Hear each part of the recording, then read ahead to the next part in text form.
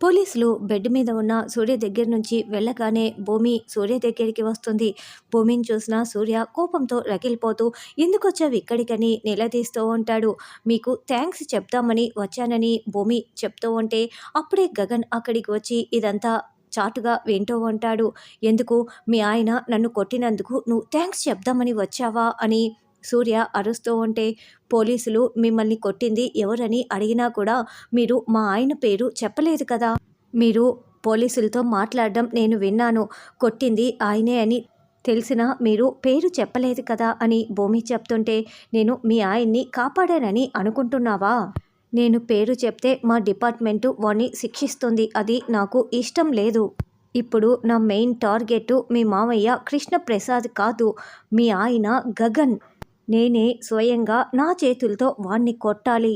సరిగ్గా ఇలాగే వాడు హాస్పిటల్లో పడాలి అని పిడికిలి బిగించి కోపంతో రగిలిపోతూ సూర్య చెప్తూ ఉంటే భూమి చాలా షాకింగ్గా వింటూ ఉంటుంది. ఇక ఐసీయూ అద్దం దగ్గర నిలబడి గగన్ కూడా ఇదంతా వింటూ ఉంటాడు.